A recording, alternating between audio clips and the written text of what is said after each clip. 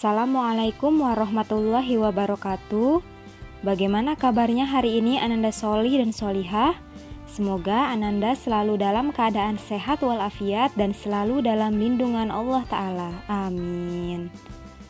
Baiklah, hari ini kita akan belajar tema 5 ekosistem, subtema 2 hubungan antar makhluk hidup dalam ekosistem, pembelajaran 1. Hari ini kita akan belajar tentang gejala alam. Alam adalah lingkungan tempat tinggal makhluk hidup. Kondisi alam tidak tetap dan selalu mengalami perubahan yang terjadi karena munculnya gejala alam maupun karena aktivitas manusia.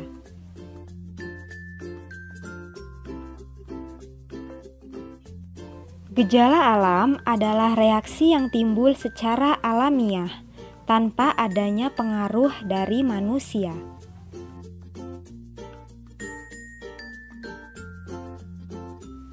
Gejala alam yang sering kita jumpai contohnya proses terjadinya hujan, terbentuknya awan, berhembusnya angin, gunung meletus, dan sebagainya. Sedangkan gejala alam yang jarang terjadi dan sulit diterka dan terkadang menjadi kejutan yang merugikan atau membuat takjub manusia, contohnya gempa bumi, tsunami, angin topan, banjir bandang, terbentuknya pelangi, dan sebagainya.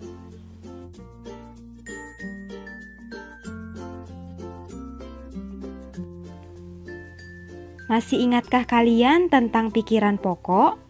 Pikiran pokok adalah ide utama dari sebuah paragraf. Pikiran pokok disebut juga pikiran utama, gagasan utama, atau gagasan pokok. Setiap paragraf memiliki satu pikiran pokok yang merupakan inti dari pembicaraan yang ada pada paragraf tersebut. Tema 2. Hubungan antar makhluk hidup dalam ekosistem. Pembelajaran 2. Hubungan antara makhluk hidup satu sama lain ada yang saling menguntungkan, merugikan salah satunya, atau tidak menguntungkan maupun merugikan. Hubungan antar makhluk hidup itu disebut simbiosis. Simbiosis dibedakan menjadi simbiosis mutualisme, simbiosis komensarisme, dan simbiosis parasitisme. Simbiosis mutualisme adalah ketergantungan antara dua makhluk hidup yang saling menguntungkan. Artinya, dalam hubungan kedua organisme ini tidak ada pihak yang dirugikan. Contohnya adalah kupu-kupu dengan bunga. Simbiosis komensalisme merupakan ketergantungan antara dua makhluk hidup. Dalam hal ini, makhluk hidup yang satu mendapat keuntungan, sementara makhluk hidup lainnya tidak dirugikan.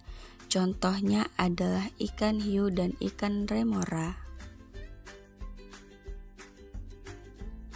Simbiosis parasitisme adalah ketergantungan yang terjadi ketika pihak yang satu mendapatkan keuntungan, namun merugikan pihak lainnya. Contohnya adalah benalu dengan pohon inangnya.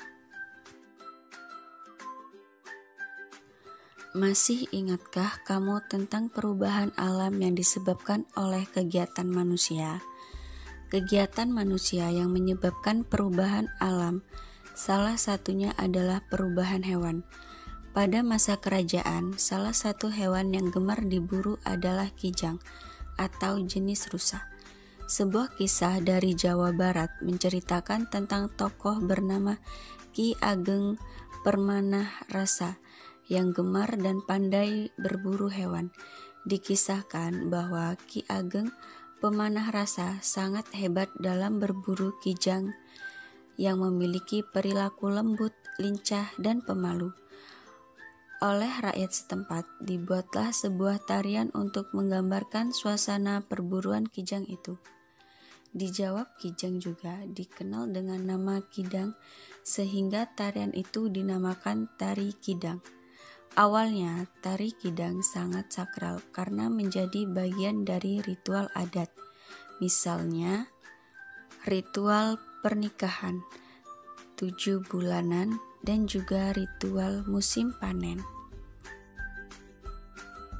Jadi, kesimpulan pembelajaran hari ini adalah simbiosis adalah hubungan antara makhluk hidup satu sama lain, ada yang saling menguntungkan, merugikan salah satunya, atau tidak menguntungkan maupun merugikan. Simbiosis dibedakan menjadi simbiosis mutualisme, simbiosis komensarisme, dan simbiosis parasitisme. Terima kasih telah mengikuti pembelajaran hari ini dengan baik. Semoga Ananda Sholih dan Sholihah dapat memahami materi yang disampaikan. Tetap semangat belajarnya dan jangan lupa selalu cuci tangan, jaga jarak, dan menggunakan masker pada saat bepergian. Marilah kita akhiri pembelajaran pada hari ini dengan mengucap lafal hamdalah. Alhamdulillahirabbil alamin. Ibu akhiri, wassalamualaikum warahmatullahi wabarakatuh.